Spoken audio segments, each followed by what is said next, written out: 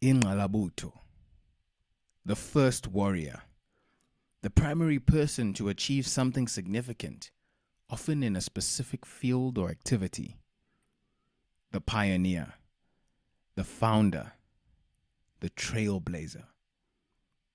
How do we not only aspire, but rise to this lofty ideal?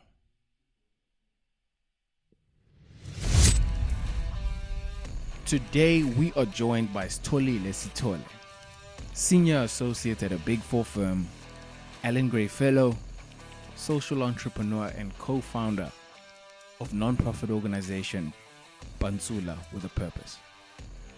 We chat about the starters and pioneers, so you can one day learn to become one yourself. We also chat about why the CA designation is just a tool, his inspiration in the profession, Sizwe Nxasana, the impact of representation on your limiting beliefs, SAICAs drive towards the Sustainable Development Goals, or SDGs, and more. I hope you enjoy. My travel is on the road to CASA. Quick one. Quote for the week, word of the day. This is something I saw on a show that I recently watched. When you want something, your determination must outweigh your skill. For me, it's such a big lesson in ensuring that you overflow. Always aim to overflow. In the interview, answer their question before they even ask it. In that question paper, write more than what they ask. If it says it's for 10, like an auditing question, they're asking for substantive procedures. If it's 10 marks, obviously time is always a constraint. But if it's for 10, write 12. If you are required to do X, do X plus 1, plus ultra, plus more, do more. You must be determined, and that determination must outweigh your skill. It must outweigh what you're capable of. This one is an incredible one with an incredible difference maker. You're going to love Sitholile, and you're going to love what we have to share. I hope that you enjoy the episode. On to the show.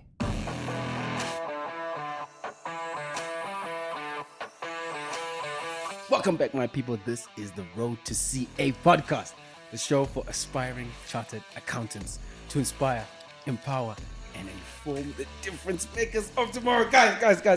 Whoa. Today we're joined by a man, particularly Pantsula. Oh. Not just any Pantsula, ladies and gents, but a Pantsula with a purpose. Oh, yes, sir. He's a CA trainee at a Big Four audit firm and co-founder of non-profit organization Pantsula with a Purpose. We'll definitely be chatting about that. He's also, just as a little itty-bitty, tiny, side note, a 2024 SAICA trainee trailblazer and winner of the brand ambassador category, by the way. Most importantly, he likes to be outdoors, attending networking events and music concerts, and playing tennis in his spare time. Yes, we're joined by the Pantsula with a Purpose. We're joined by Sitholile Sithole. Brother, how are you, man? Oh, yeah, chovicho. Man, you gotta bring up the small Pantsula side in you, man. I think we're too much on the corporate side, but sometimes you gotta just dig deep to where we come from and just. It's our ways. Keep on. How are you doing, everyone? No, so thanks so much, Alunga Madala, Dayang Madala, for the invitation and being able to just speak, man. Speak impact, create impact. Not only are we thinkers but also doers. So appreciate the opportunity. So Ingqalabutho, the person who starts, an initiator. Like when we actually break down the word, the etymology of the word, Ingqala, the starter. Yeah. Oh yes, the warrior. It's so beautiful, man. Like literally, it has its ties back in Shaga's days. You are the pioneer fighter. Oh yes, in ways, and I love that you are that as well. You starting, you're doing. So man, I can't wait to chat. You also mentioned how we don't bring ourselves into these corporates. Bro. We leave ourselves at home. Like you were the Pantsula back, Bro. and now you're not. Imagine. How are you being authentic to yourself? How are you being authentic to yourself? You know, because you're leaving people behind in the location who look up to you. And when you, how's it, but yeah, man, sure, bring that swang in here, but then also showcase that this is where you come from, you know. Never lose yourself in the midst of any environment, you know, because you'll forever be losing yourself. Dude, I call it, there's this thing that this observation of corporate that I've seen. I don't know, it's like when you listen to like high business or high corporate things, like you go to the events, you listen to the conversations.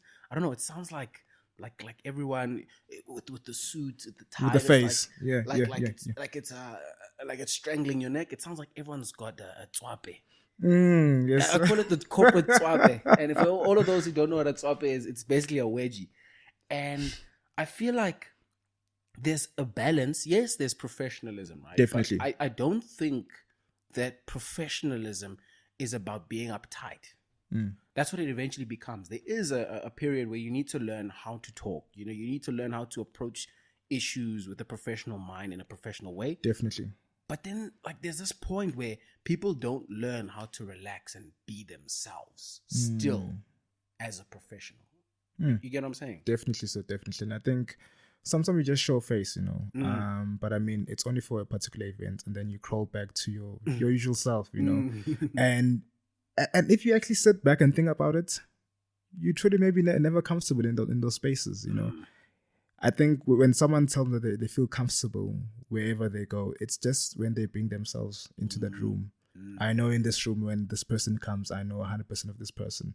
Today, I see a very, you know, as an and a very formal person. And then someone like, oh, dude, it's you know, it's not communicating, you know. So definitely, there's always a need for professional, you know, professionalism, you know, but also be authentic, you know, professionally so. Yeah, man. Pull out that tswape as well. You be know, professional, but pull out the tswape. Dude, let's go back. This is what we do on the road to CA. We go back. Where did CA, this whole thing of CASA begin for you, man? Sure. So, you know, back in the days, I think I was speaking to a number of friends earlier on. You know, when someone doesn't have much, right? We usually say, you know, you've got limited opportunities, limited things. For example, let's say you're unfortunate, you don't have a lot of clothes, right? And you get to feel sorry and say, actually, the person probably will just wear the same thing over and over again. Because when you're limited with opportunities, you only have an opportunity, just one, not many, right? Yes. And for me, I think being intellectually inclined, you know, I think back in the days in high school, you had an abundance of opportunities because you were literally good in every single subject. You were just the top achiever in every single subject. And when it came down for you to choose a particular way that you're going to run forward to, that's where the issue started. Because you have an abundance of opportunities and now you literally struggle. Sometimes it's better to have that one opportunity and you know you're going to run forward with that one opportunity. So where did it actually start, man? I think in high school. Sure. So my dream was never to become a CA, bro. I think I've never known what a CA was. Never was it even a dream to me. I think I was just good in accounting and maths, and then the teachers were like, "Hey, you should." There's this thing called chartered. It's very serious, though. By the way, you know, it needs smart people. Got to be very determined. You know, it's only a few people actually make it out. And then I got an invitation. My very first invitation came in a black envelope from one of the 4 big audit firms, inviting me to. I think it was some advanced program or some form of event that they had.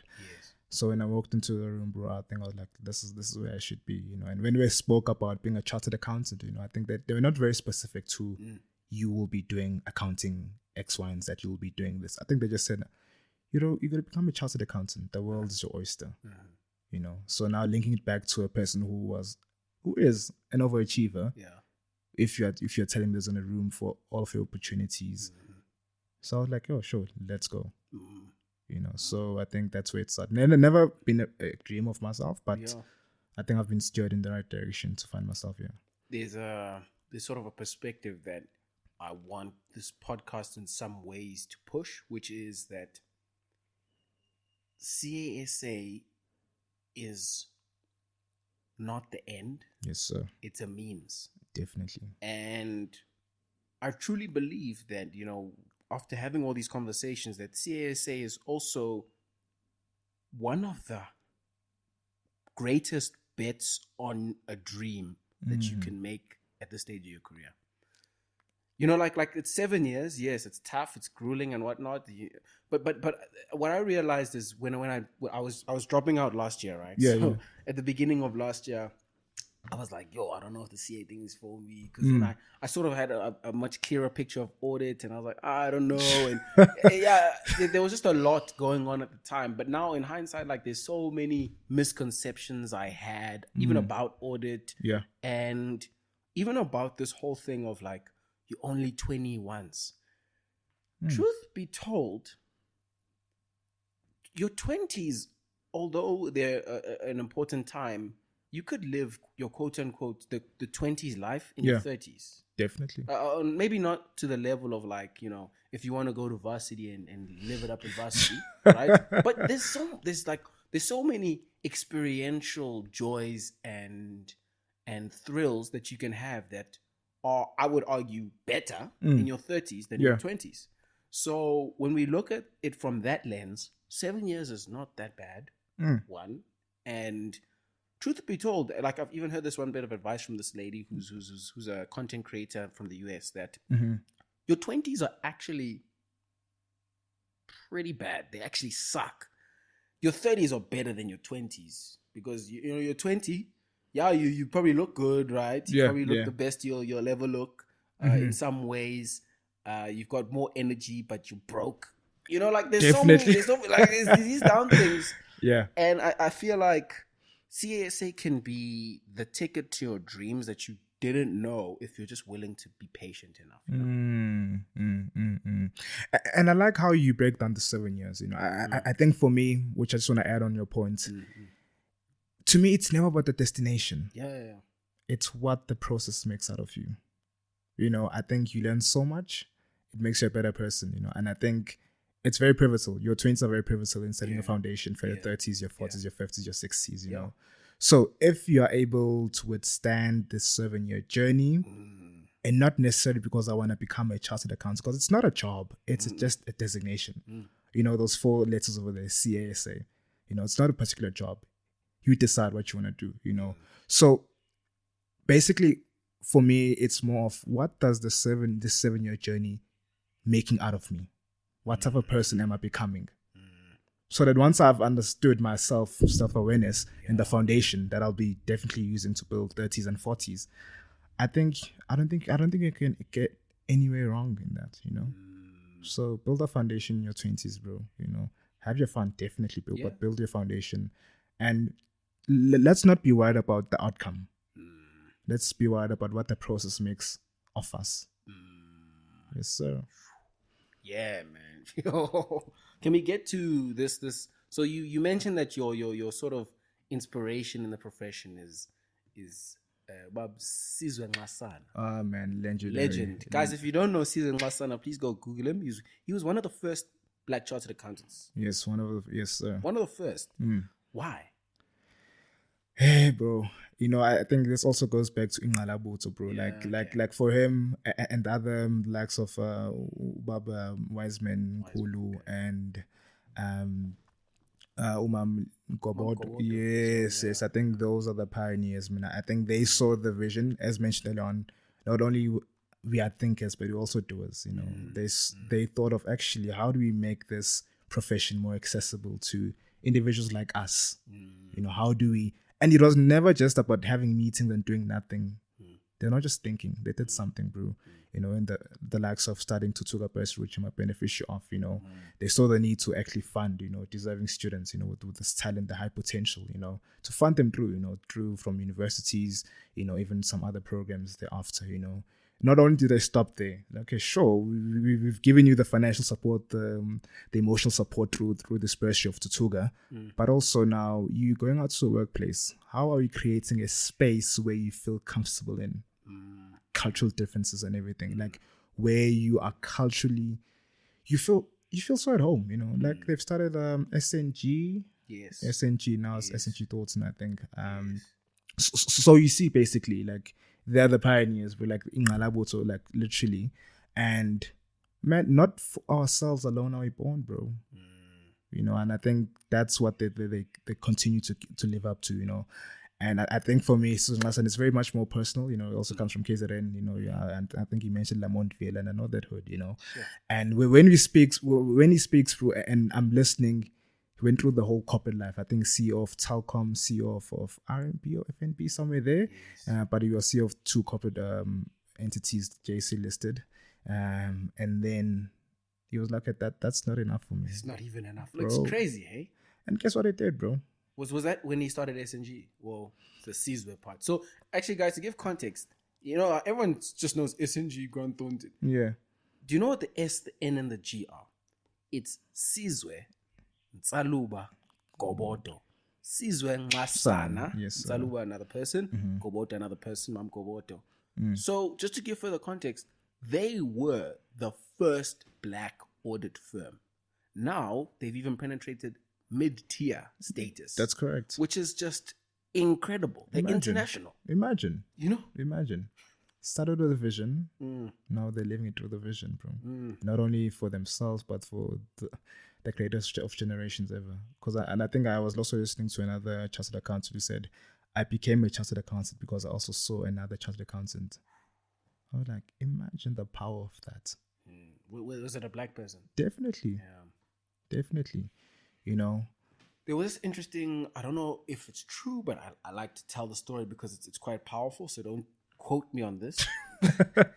But in the US, if my facts are not, if this fact is true, in the US they did a study on pass rates. Yeah. Right? And in the year that Obama was elected as president, the pass rates of African Americans went up significantly. Sure. Not the exact percentage, Yeah. but for me, representation is it's bigger. It's bigger than just being the token black or the token Indian or the token colored person. Like it's more than that. It's being this source of proof that you can. Definitely. Like there's proof. Like now in your subconscious, because the subconscious is so powerful. Now in your subconscious, you truly, every time you say no, I can't, because we all have doubts, it'll be like, nope, Sizwe did it. He did it. He came from the exact same circumstance where I come from. What's stopping me then?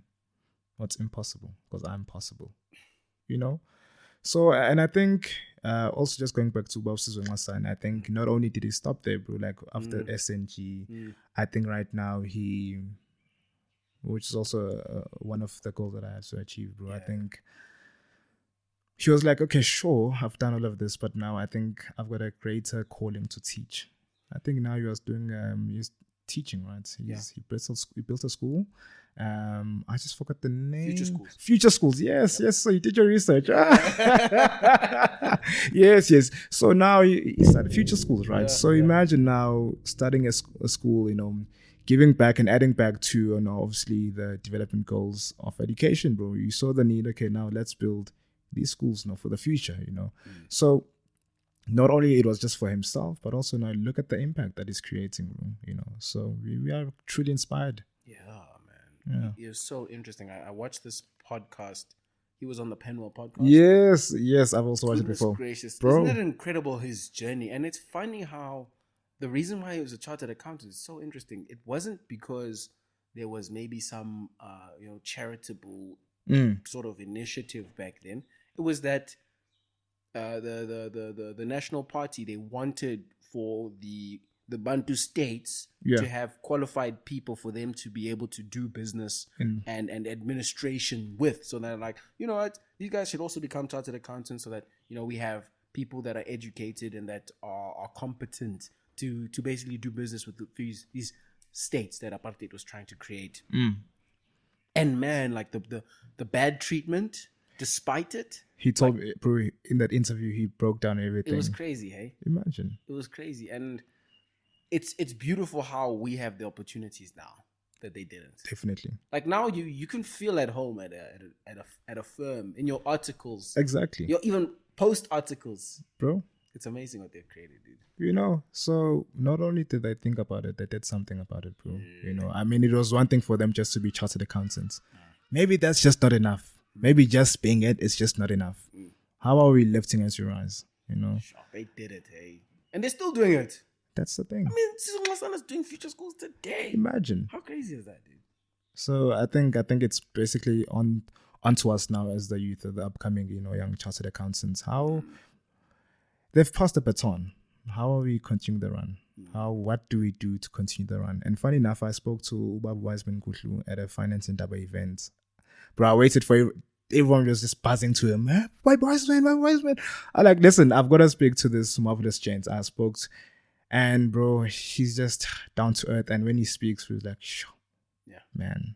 Yeah. So how do we now run with the baton, bro? They've passed the baton on to us. I mean, they're 70, I think like 80 or something. Yeah. So now how yeah, exactly. Yeah. So now how do we run forward? Yeah. Where to next? You know, is probably the question that I think I'm still struggling with, you know, understanding where to next.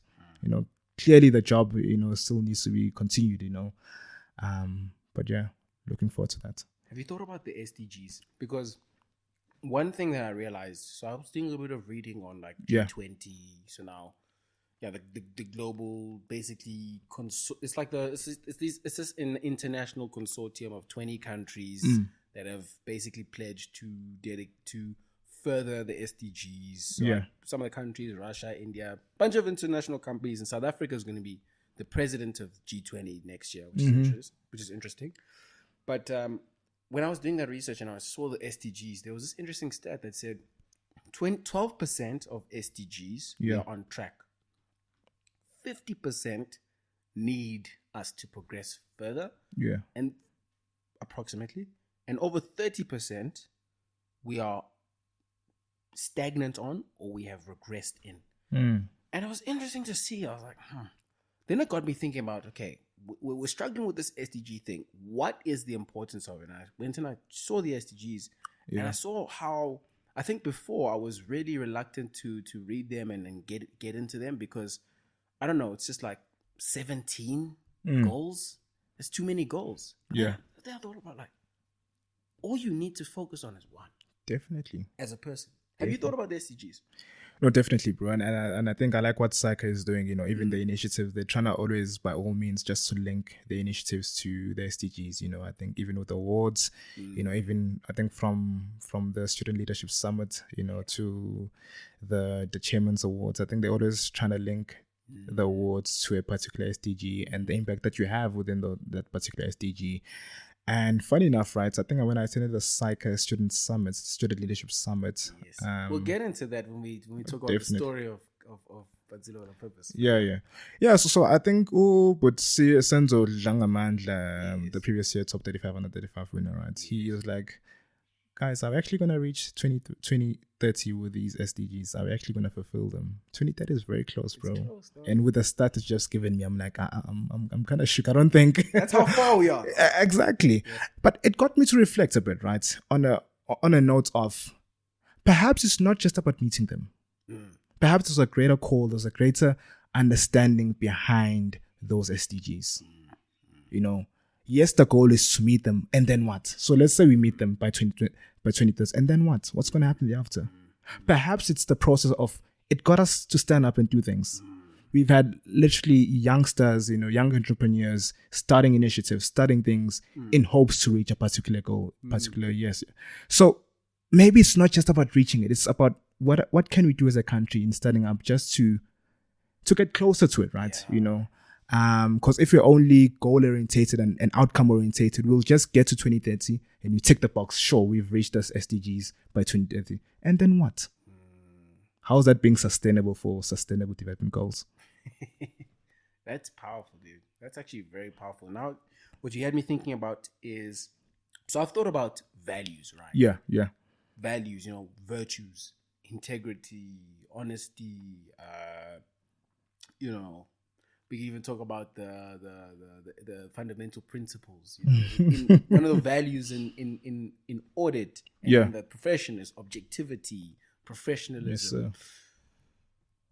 values are aspirational, Mm. meaning we aspire towards them, but we will never attain them. Mm. The truth is that no one is 100% humble all the time. It's actually impossible. And even the people that are the most humble will, like when I think about values, I'm like, I am not this thing that you're calling me because, like I mess up all the time. But looking from the outside in, maybe I'm displaying more of this behavior and living out this value more than the average person. So maybe, like the person that you call humble is humble 70% of the time. The person that's not humble is humble 10% of the time, or is never humble. But values are never achieved. I think we think about the SDGs a little bit wrong now that you mentioned this, in that we think that there's things that we tick off. Yeah. But they're actually things that we aspire towards. They're like values. They're actually like think about it. No poverty. Yeah. Like, how realistic is that? We've had poverty for the whole of time. Like, poverty is not new. It's like we call them crises, but like, are they really crises, or are they the way the world is currently? So I feel like these are more values that we should aspire towards. It's not about have we achieved it. It's about have we worked towards it? Are we working towards it? Yeah. Which I think is powerful, man. Oh, definitely. And I think also consistency in those is quite very, crucial. How are we consistent? Like as you mentioned, sometimes you just got a bad day, you don't go to the gym. Like nothing bad that happens, But it's the consistency. It's the consistency. And consistency, which links to human behavior, it's a marvel phenomenon that you need to study. I think I'm getting more interested in studying human behavior, bro. Like I'm so interested in understanding people, bro, and seeing how people behave and how people behave lead to certain outcomes, So yeah, bro, I fully agree with you there. Yeah, man. Human behavior it's one of those things that I don't think any future impact maker, future mover and shaker should like that. For me, it's like having passed taxation to become a CA. Like if you don't understand how people work, like for one example, which is something I see everywhere, people just miss. People don't understand the rule of incentive. They don't understand that, like although it's maybe it's tough to come to grips with, everyone wants something. True. And it sounds harsh. It sounds, maybe even pessimistic. But I don't think it at all. I think it's just reality. But whether shallow, whether profound, people want something. So whenever you talk to someone and you don't have that in mind, what you're forgetting is a literal pillar, an axiom, an axis of humanity. You know what I'm saying? Yeah. Incentive. Like, how can you not think about what this person wants when they talk to you? Like, you've got to sort of be a little bit just wised up. Someone wants something from you. You want something from them, or not even to be like that. Sort of. Yeah, let me call it pessimistic. Not even to be that pessimistic, but it's more like people are pushing something. At all times, people are pushing something. And if you don't try as best as possible to be some force that propels that, you are appealing to something that's not human. Interesting. Truthfully. Interesting. I think. And just probably a question for you. So sorry for just taking your mic now, being the host. Just a question for you. This is a conversation. It's cool. So then let's say, if we look back to these individuals who are pioneers in their rightful positions, right? Yeah. What do you think would be the incentive to do it for humankind if there's nothing that to us that they receive back? Like, what do you think drives a person that makes it so compelling for them to go beyond just the means of an incentive? So I think, To be continued in part 2. See you next week.